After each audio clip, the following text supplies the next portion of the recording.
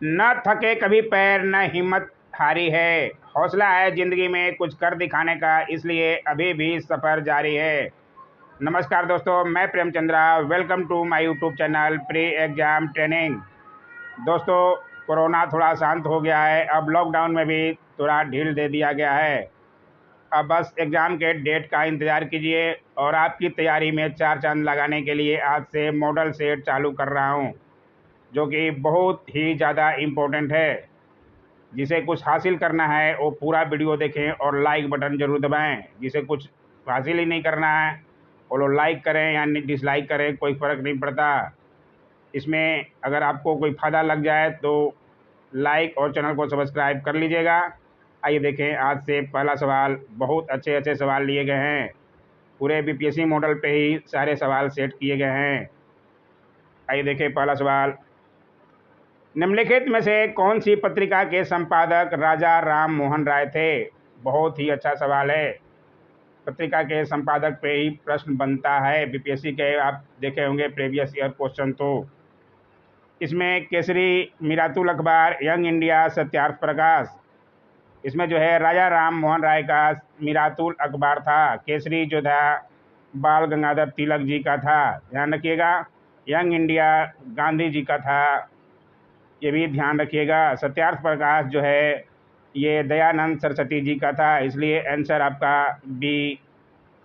आइए देखें अगला सवाल। मिरातुल अखबार नाम ध्यान रखिएगा, राजा राम मोहन राय जी का। आइए देखें अगला सवाल।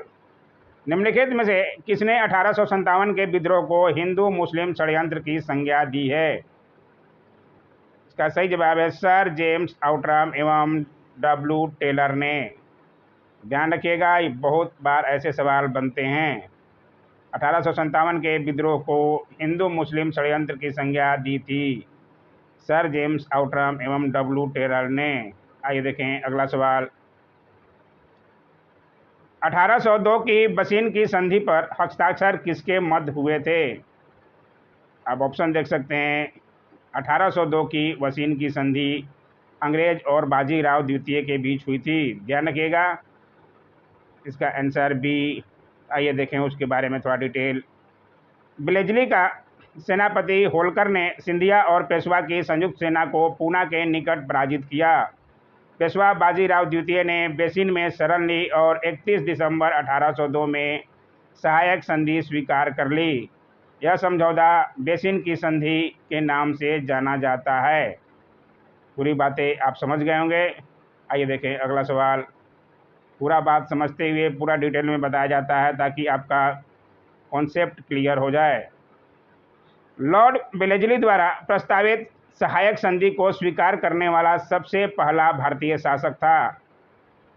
कौन थे? बार बार ये सवाल देखे होंगे। इसमें सही जवाब आपके हैदराबाद के निजाम थे। आइए देखें पूरा डिटेल। लॉर्ड वेलेस्ली 1798 से 1805 के बीच में रहे थे, ने भारत में अंग्रेजी राज के विस्तार के लिए सहायक संधि का प्रयोग किया था। सब लोगों को पहले से ज्ञात होगा। यह एक प्रकार की संधि थी जो ब्रिटिश ईस्ट इंडिया कंपनी और भारतीय रियासतों के बीच हुई थी। इस शब्द का सर्वप्रथम प्रयोग फ्रांसीसी गवर्नर जनरल मार्किस डुप्लेक्स ने किया था। लॉर्ड वेलेस्ली की सहायक संधि को स्वीकार करने वाला प्रथम भारतीय शासक हैदराबाद के निजाम थे। ध्यान रखिएगा, निजाम ने सन 1798 में लॉर्ड वेलेस्ली की सहायक संधि को स्वीकार किया था। ज्ञातव्य है कि अवध के नवाब ने नवंबर 1801 में, पेशवा बाजीराव द्वितीय ने दिसंबर 1802 में, मैसूर और तंजौर ने 1799 में, बरार के भोसले ने दिसंबर 1803 में तथा ग्वालियर के सिंधिया ने फरवरी 1804 में वेलेस्ली की सहायक संधि को स्वीकार किया था। किसी के बारे में भी पूछ सकता है, इसलिए आप ज़रूर नोट करते हुए चलें। इसमें जो है 1798 में हैदराबाद के निजाम ने किया था सबसे पहले, इसलिए सही जवाब आपका हैदराबाद का निजाम। ध्यान रखिएगा, बहुत बार ये सवाल बनता है। आइए देखिए अगला सवाल। इसलिए पूरा डिटेल बता दिया गया। मद्रास के रैयतबाड़ी बंदोबस्त से कौन संबंधित रहा था? इसमें से मद्रास के रैयतबाड़ी बंदोबस्त से संबंधित रहने वाले मुनरो थे। आइए जाने थोड़ा कौन थे मुनरो। सन 1802 में मद्रास के तत्कालीन गवर्नर थॉमस मुनरो ने रैयतवाड़ी व्यवस्था आरंभ की थी। तो ध्यान रखिएगा, मुनरो दिया है गवर्नर थॉमस मुनरो। आइए देखिए अगला सवाल। बिहार के किस क्रांतिकारी ने भगत सिंह, सुखदेव और राजगुरु के विरुद्ध सरकारी गवाह बने फणींद्र नाथ घोष की बेतिया में हत्या की थी? बहुत ज़्यादा इम्पोर्टेंट सवाल है ये सवाल, आप शायद ही देखे होंगे। इसमें जो है सही जवाब बैकुंठ शुक्ल जी हैं। आइए जाने उसके बारे में पूरा डिटेल बताया जाएगा, आप टेंशन नहीं लें। बैकुंठ शुक्ल के चाचा योगेंद्र शुक्ला जी ने गद्दार फणींद्र नाथ घोष से शहीद भगत सिंह, राजगुरु, सुखदेव की फांसी का बदला लेने की कसम खाई थी, क्योंकि ये सरकारी गवाह बने थे। इस कसम को पूरा करने की जिम्मेदारी योगेंद्र शुक्ल के भतीजे बैकुंठ शुक्ल ने अपने कंधों पर ले ली। इनका साथ देने को चंद्रमा सिंह तैयार हुए। 9 नवंबर 1932 को बेतिया के मीना बाजार में बैकुंठ शुक्ल ने फणींद्र नाथ घोष को गोली मारी। बेतिया अस्पताल में करीब सप्ताह भर जिंदगी और मौत के बीच जूझते हुए फणींद्र नाथ घोष की कहानी अब खत्म हो चुकी थी, क्योंकि मामला घोष जैसे सरकारी गवाह का था और सरकारी गवाह बने थे। बाद में बैकुंठ शुक्ल को भी गया सेंट्रल जेल में 14 मई 1934 को फांसी के तख्ते पर चढ़ा दिया गया। सारी बातें को आप ध्यान रखेंगे, आपको पूरा डिटेल समझ में आ जाएगा। आइए देखिए अगला सवाल। कनौज के लिए हुए द्विपक्षीय संघर्ष में निम्नलिखित में से किस शक्ति ने भाग नहीं लिया था? इसमें से पाल, प्रतिकार, चालुक्य और राष्ट्रकूट। इसका सही जवाब है चालुक्य ने भाग नहीं लिया था, क्योंकि त्रिपक्षीय था उसमें। आइए देखें डिटेल में बता देते हैं। 8वीं सदी के दौरान कनौज पर नियंत्रण के लिए भारत के 3 प्रमुख साम्राज्यों, जिनके नाम पाल, प्रतिकार और राष्ट्रकूट थे, ध्यान रखिएगा, के बीच संघर्ष हुआ। इन 3 राजवंशों के बीच कनौज पर नियंत्रण के लिए हुए संघर्ष को भारतीय इतिहास में त्रिपक्षीय संघर्ष के रूप में जाना जाता है। कभी भी किसी भी एग्जाम में सवाल बन सकता है, इसलिए ध्यान से आप नोट करते हुए चलें। कनौज के लिए दोनों धर्मपाल, पाल राजा और प्रतिहार राजा वत्सराज एक दूसरे के खिलाफ भिड़ गए। प्रतिहार राजा वत्सराज विजय हुआ, लेकिन उसे राष्ट्रकूट राजा ध्रुव प्रथम ने हार का सामना करना पड़ा। हालांकि राष्ट्रकूट राजा दक्षिण में अपने राज को लौट गए। इसलिए इसमें जो है आपका सही जवाब चालुक्य, क्योंकि त्रिपक्षीय में चालुक्य नहीं थे। ध्यान रखिएगा पूरी बातों को। आइए देखिए अगला सवाल। इसलिए मॉडल सेट कराया जा रहा है पूरा डिटेल में, बहुत अच्छी तरह से। खुद का मेहनत करके मैं नोट्स किस लिए बना रहा हूँ, आप लोगों के लिए। आप लोग को लाइक और सब्सक्राइब करने में भी सोचना पड़ रहा है। मध्यकालीन भारत के आर्थिक इतिहास के संदर्भ में शब्द अर्घट्टा किसे निरूपित करता है? बहुत बार ऐसे सवाल देखा गया है। आइए जानें उसके बारे में पूरा डिटेल। इसका सही जवाब है भूमि की सिंचाई के लिए प्रयुक्त जल चक्र। अर्घट कुएं से पानी को ऊपर निकालने का एक उपकरण था, जिसका उपयोग खेत की सिंचाई के लिए होता था। ध्यान रखिएगा, गाथा सप्तशती से ज्ञात होता है कि संभवतः सबसे पहले अर्घट का प्रयोग सिंचाई के लिए आंध्र सातवाहन काल में किया जाने लगा था। इसलिए ध्यान रखिएगा, अर्घट जो है कुएं से पानी को ऊपर निकालने का एक उपकरण था। सही जवाब आपका सी, भूमि की सिंचाई के लिए प्रयुक्त जल चक्र। आइए देखिए अगला सवाल। पुष्टि मार्गदर्शन को किसने प्रतिपादित किया? इसका सही जवाब है वल्लभाचार्य ने। उसके बारे में भी पूरा डिटेल चलेंगे, आपको समझाएंगे। क्वेश्चन ऐसे क्वेश्चन अधिकतर सब छोड़ देते हैं। भक्ति के क्षेत्र में महाप्रभु श्री वल्लभाचार्य जी का साधन मार्ग पुष्टि मार्ग कहलाता है। पुष्टि मार्ग के अनुसार सेवा 2 प्रकार से होती है, नाम सेवा और स्वरूप सेवा। ध्यान रखिएगा। आइए देखें अगला सवाल। शेरशाह को शेर खां की उपाधि किसने प्रदान की? बहुत अच्छा सवाल है और ये सवाल सुने भी होंगे।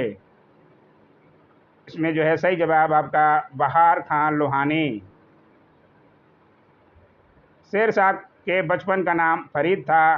फरीद को शेर खां की उपाधि दक्षिण बिहार के बहार खां लोहानी ने दी थी, क्योंकि फरीद ने एक दिन शिकार के अवसर पर एक शेर को बिना हथियारों के वध कर दिया। इससे प्रसन्न होकर बहार खां ने फरीद खां को शेर खां की उपाधि प्रदान की। इसलिए ध्यान रखिएगा, बहार खां लोहानी ने। आइए देखिए अगला सवाल। सन 1908 में अखिल भारतीय मुस्लिम लीग की एक लंदन शाखा की स्थापना हुई। 1908 में अखिल भारतीय मुस्लिम लीग की लंदन में स्थापना किसके द्वारा हुई थी? अध्यक्ष कौन थे? इसका सही जवाब है अमीर अली की अध्यक्षता में। ध्यान रखिएगा 1908 में लंदन में। आइए देखिए बहुत अच्छा सवाल है। प्रांतों में द्वैत शासन प्रणाली किस अधिनियम के अंतर्गत लागू की गई? बहुत बार ऐसे सवाल बनता है। कौन से अधिनियम के द्वारा लागू किया गया प्रांतों में द्वैत शासन? इसका सही जवाब है भारत शासन अधिनियम 1919। ध्यान रखिएगा 1919 में। आइए देखें डिटेल। 1919 के भारत शासन अधिनियम को मॉन्टेग्यू चेम्सफोर्ड सुधार अधिनियम भी कहा जाता है। इसे सुने होंगे जरूर आप। इसके अनुसार प्रांतीय विषयों को 2 वर्गों में विभाजित किया गया, आरक्षित विषय और हस्तांतरित विषय। शिक्षा, स्वास्थ्य आदि हस्तांतरित विषय थे, जिनका प्रशासन उत्तरदायी भारतीय मंत्रियों के हाथों में दे दिया गया। राजस्व, न्याय, वित्त, पुलिस आदि विषय आरक्षित श्रेणी में रखे गए थे, जिसका प्रशासन गवर्नर और उसकी कार्यकारिणी को करना था। गवर्नर जो थे अंग्रेज रहते थे, परंतु यह द्वैत प्रशासन सुचारू रूप से कार्य न कर सका। इस द्वैत प्रशासन का जन्मदाता लायोनेल कर्टिस था। इसे जरूर नोट कीजिए। द्वैत प्रशासन का जन्मदाता अधिकतर सवाल बनता है, इसलिए पूरी बातें समझा दी गई। आइए देखिए अगला सवाल। अभी तक चैनल सब्सक्राइब नहीं किए हैं तो कर लीजिए, बहुत फ़ायदा मिलने वाला है आपको। फ्री का चैनल है आपके भाई का। 1909 में जब मार्ले मिंटो सुधार अधिनियम पास हुआ था, तब इंग्लैंड का प्रधानमंत्री कौन था? बहुत ही ज़्यादा मोस्ट इम्पोर्टेंट सवाल। इसका सही जवाब है H.H. एस्क्विथ। आइए जाने उसके बारे में पूरा डिटेल। उनका पूरा नाम था हर्बर्ट हेनरी एस्क्विथ। नाम ध्यान रखिएगा। वो 1908 से 1916 तक रहे थे, लिबरल पार्टी से थे, इसलिए इंग्लैंड का प्रधानमंत्री 1909 में H.H. एस्क्विथ। आइए देखें अगला सवाल। किसने कांग्रेस को सूक्ष्मदर्शी अल्पसंख्यक जनता का प्रतिनिधि बताते हुए इसका मजाक उड़ाया था? बहुत अच्छा सवाल है। कांग्रेस, भारतीय राष्ट्रीय कांग्रेस की स्थापना 1885 ईस्वी में हुई थी। बहुत बार बताया गया है। प्रथम अध्यक्ष कौन थे, कौन संस्थापक थे, सब बताया गया है। इसमें जो थे का प्रतिनिधि का मजाक किसने उड़ाया था? लॉर्ड डफरिन ने, क्योंकि उस समय के वायसराय लॉर्ड डफरिन ही थे। इसलिए ध्यान रखिएगा, बहुत बार ये सवाल बनेगा, आपको देखने को मिलेगा। आइए देखिए अगला सवाल। निम्नलिखित में से कौन लगातार 6 वर्ष तक भारतीय राष्ट्रीय कांग्रेस के अध्यक्ष थे? बहुत अच्छा ये भी सवाल है। इसका सही जवाब है अब्दुल कलाम आज़ाद।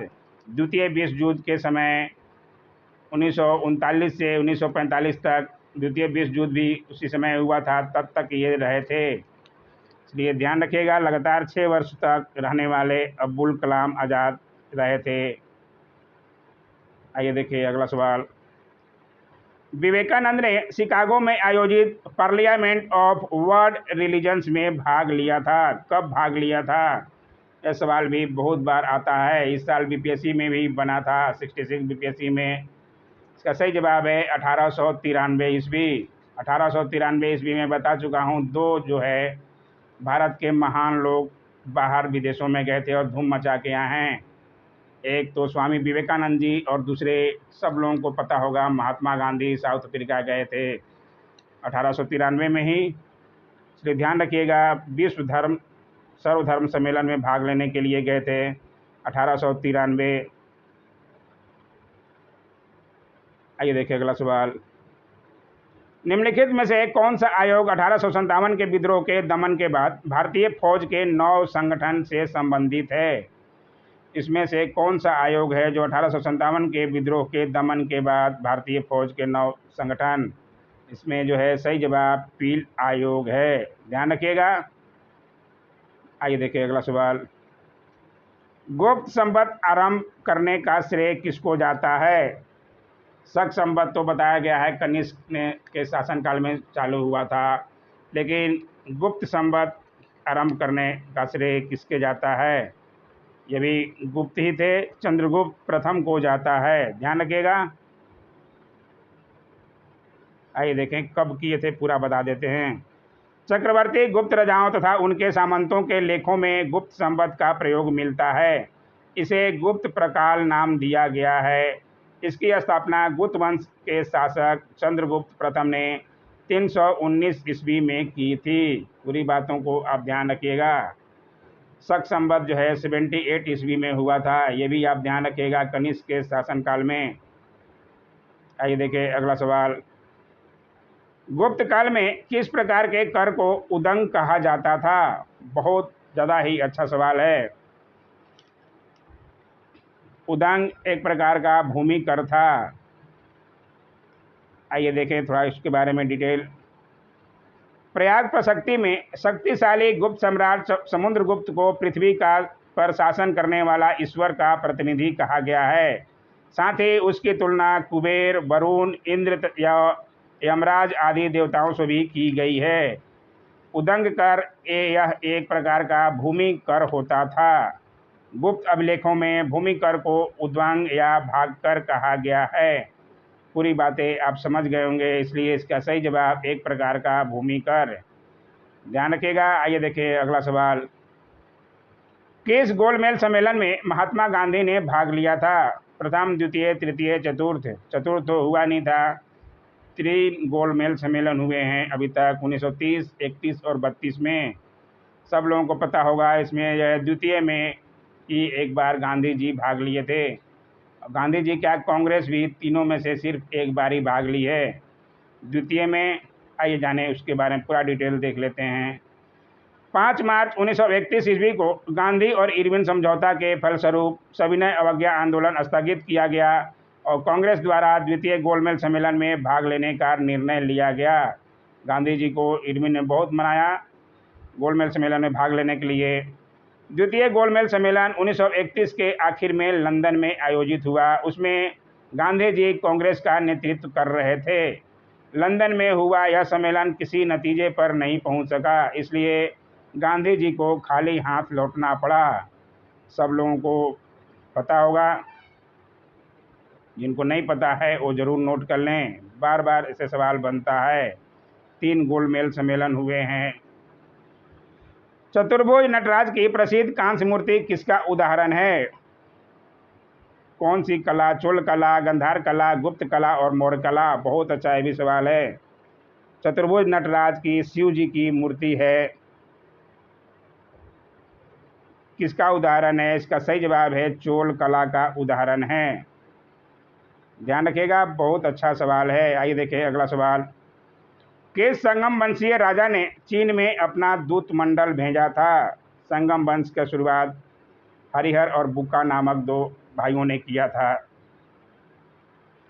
इसमें जो है संगम वंशीय राजा चीन में अपना दूत बुक्का ने भेजा था, ध्यान रखिएगा। बुक्का प्रथम, के बारे में पूरा आपको और दिखाएंगे। आइए देखें उसका डिटेल। 1374 ईस्वी में बुक्का प्रथम ने अपना एक दूतमंडल चीन भेजा था। 3 समुद्रों का अधिपति की उपाधि बुक्का प्रथम ने धारण की थी। ये बात भी आप नोट कर सकते हैं, बहुत अच्छा है।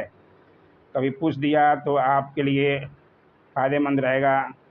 मगध के किस प्रारंभिक शासक ने राज्यारोहण के लिए अपने पिता की हत्या को एवं स्वयं भी इस कारण मारा गया? पितृ हत्या वंश कहा गया उस वंश को, हर्यक वंश को। उसमें जो है सही जवाब अजातशत्रु थे। अजातशत्रु के पिता बिंबिसार थे। आइए पूरी डिटेल दिखा देते हैं। अजातशत्रु लगभग 493 ईसा पूर्व मगध का एक प्रतापी सम्राट और हर्यक वंश के संस्थापक बिंबिसार का पुत्र था, जिसको पिता को मारकर राज प्राप्त किए थे। बिंबिसार को मारकर अजातशत्रु को भी उनके पुत्र ने मारा था। आइए देखिए अगला सवाल। बौद्ध साहित्य के संदर्भ में थेरी गाथा से आप क्या समझते हैं? थेरी गाथा क्या था बौद्ध साहित्य में? इसका सही जवाब इसमें बौद्ध भिक्षुओं द्वारा रचित छंदों का संकलन है। इसका सही जवाब है बी। आइए देखिए अगला सवाल। बौद्ध भिक्षुओं में सबसे पहली जो थी बुद्ध की मौसी थी गौतमी, सब नाम जानते होंगे। बिहार की सीमा से कितने राज्यों की सीमा लगती है? बहुत अच्छा सवाल है। बिहार में रहते हैं, बिहार का एग्ज़ाम दे रहे हैं, तो बिहार की सीमा से कितने राज्यों की सीमा टकराती है?